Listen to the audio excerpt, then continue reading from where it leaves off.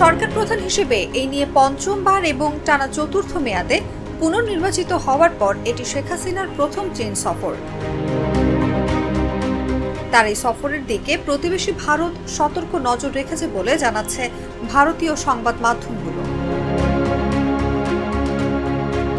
সোমবার কলকাতার ইংরেজি দৈনিক দ্য টেলিগ্রাফের প্রতিবেদনে বলা হয়েছে, ভারত সফরে 2 সপ্তাহেরও কম সময়ের ব্যবধানে এবার চীন যাচ্ছেন বাংলাদেশের প্রধানমন্ত্রী।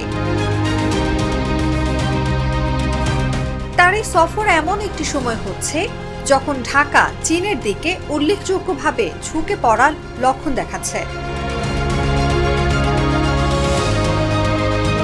টেলিগ্রাফের দাবি, শেখ হাসিনার সফরকালে চীন বাংলাদেশের দ্বিপাক্ষিক সম্পর্ক একটি ব্যাপক কৌশলগত সহযোগিতামূলক অংশীদারত্বে উন্নীত হতে পারে, যেটিকে অন্যান্য দেশের সঙ্গে তৃতীয় সর্বোচ্চ স্তরের সম্পর্ক হিসেবে বিবেচনা করে চীন। ঢাকায় জল্পনা রয়েছে, প্রধানমন্ত্রীর এই সফরে একটি মুক্ত বাণিজ্য চুক্তি হতে পারে। পাশাপাশি একাধিক খাতে 20 থেকে 22টি সমঝোতা স্মারক সই এবং $2000 কোটি ঋণের আনুষ্ঠানিকতা সম্পন্ন হবে।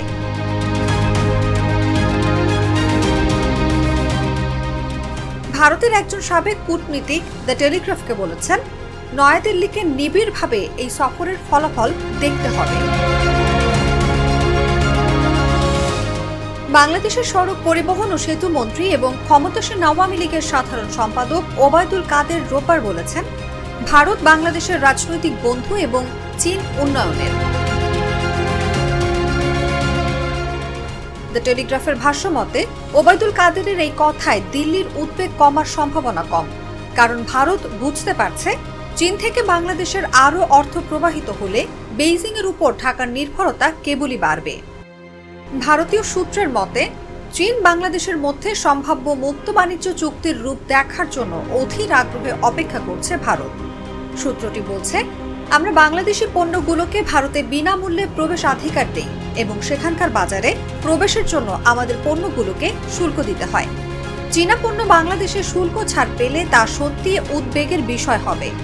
তার কথায়, সামুদ্রিক স্থান বা প্রতিরক্ষা সহযোগিতায় ঢাকা এবং বেইজিং যা কিছু করবে সেটিও ভারতের জন্য উদ্বেগের বিষয় হবে।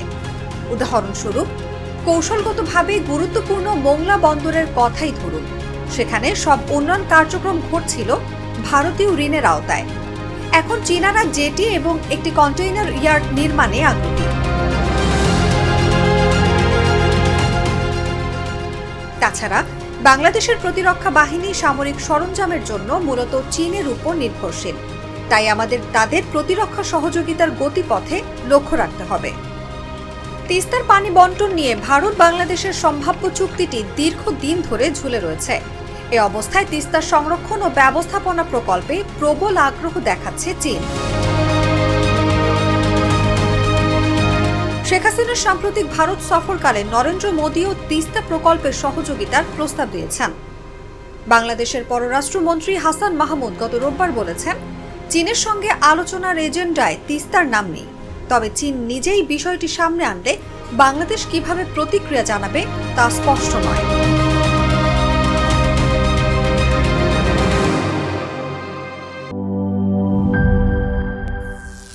করিম চাচা, আপনার প্রিয় মানুষদের কখনো বিপদে ফেলতে চাইবেন না স্যার। তাহলে আমাদের বিপদে রাখা কি ঠিক হচ্ছে?